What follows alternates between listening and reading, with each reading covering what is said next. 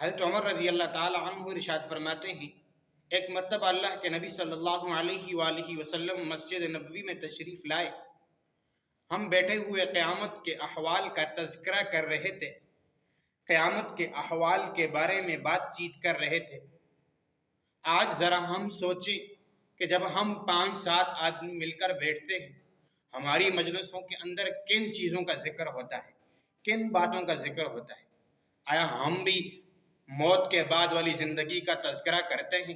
موت کے بعد والی زندگی کے بارے میں سوچتے ہیں، قیامت کے احوال کا ذکر کرتے ہیں؟ جب ان چیزوں کا ذکر ہماری مجلسوں میں نہیں ہوگا تو ہمارے اندر اعمال کا شوق پیدا نہیں ہوگا، ہمیں قیامت کے بعد والی زندگی کا پتہ نہیں چلے گا، ہمارا ایمان مضبوط نہیں ہوگا۔ جب ہماری مجلسوں کے اندر قیامت کے احوال کے بارے میں ذکر ہوگا، قیامت کی باتیں ہم کریں گے تو ہمارے اعمال بھی مضبوط ہوں گے، ہمارا ایمان بھی مضبوط ہوگا۔ تو نبی صلی اللہ علیہ وآلہ وسلم نے پوچھا، آپ کس بارے میں بیٹھے ہو، کس چیز کی باتیں کر رہے ہو؟ ہم نے فرمایا، اللہ کے نبی ہم قیامت کے بارے میں بات چیت کر رہے ہیں۔ تو اللہ کے نبی صلی اللہ علیہ وآلہ وسلم نے فرمایا کہ اس وقت تک قیامت قائم نہیں ہوگی جب تک قیامت سے پہلے 10 واقعات رونما نہ ہوں، کہ قیامت سے پہلے 10 ایسے بڑے واقعات رونما ہوں گے، اس کے بعد قیامت قائم ہوگی۔ قیامت سے پہلے ایک ایسا دھواں نکلے گا جو پوری دنیا کے اندر پھیل جائے گا، اور وہ دھواں اس سے پہلے کسی نے نہیں دیکھا ہوگا۔ اس کے بعد دجال آئے گا، اس کے بعد دابۃ الارض، ایک ایسا جانور زمین سے نکلے گا جو ہوگا تو جانور، لیکن وہ بولے گا، وہ زبان ہماری انسانوں جیسی بولے گا، ہمارے انسانوں جیسی باتیں کرے گا، اور وہ لوگوں کو اللہ رب العزت کی طرف دعوت دے گا۔ اور جب آخری مرتبہ لوگ اس کی بات نہیں مانیں گے تو وہ کہے گا ان الناس کانوا بآیاتنا لا یوقنون، کہ ان لوگوں کو کیا ہو گیا کہ جو اللہ کی بات کو نہیں مانتے، اللہ کی آیات کو جھٹلاتے ہیں۔ اس کے بعد عیسیٰ علیہ السلام کا نزول ہوگا، اس کے بعد یاجوج ماجوج آئیں گے۔ تو اللہ کے نبی صلی اللہ علیہ وسلم نے 10 باتیں بتائیں، لیکن ان کے اندر کوئی ترتیب نہیں بتائی۔ پھر 7ویں 8ویں اور 9ویں،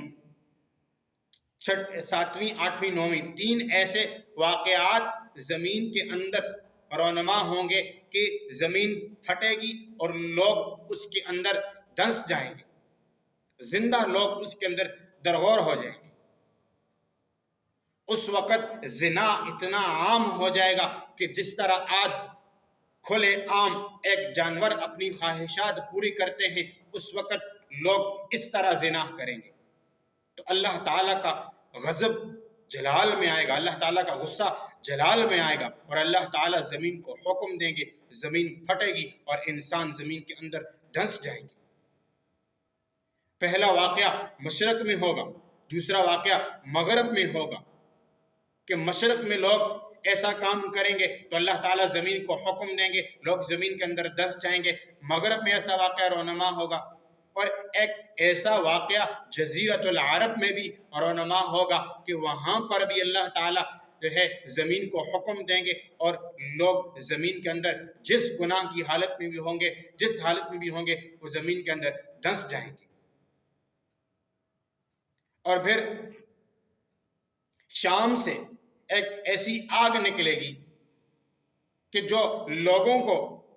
جمع کرے گی، ایک جگہ جمع کرے گی، آگے آگے لوگ ہوں گے، پیچھے پیچھے وہ آگ ہوگی، وہ لوگوں کو ہانک رہی ہوگی اور ایک جگہ جمع کر رہی ہوگی۔ اور ظہر کے وقت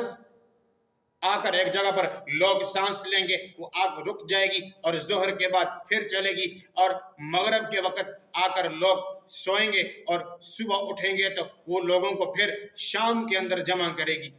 تو اللہ کے نبی صلی اللہ علیہ وآلہ وسلم نے فرمایا کہ شام کے اندر جب لوگ جمع ہو جائیں گے تو پھر قیامت قائم ہوگی، پھر قیامت برپا ہوگی،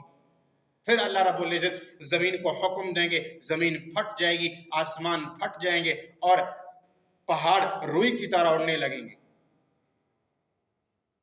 قیامت سے پہلے پہلے ہمیں قیامت کی تیاری کرنی چاہیے، اور موت سے پہلے پہلے ہمیں موت کے بعد والی زندگی کی تیاری کرنی چاہیے۔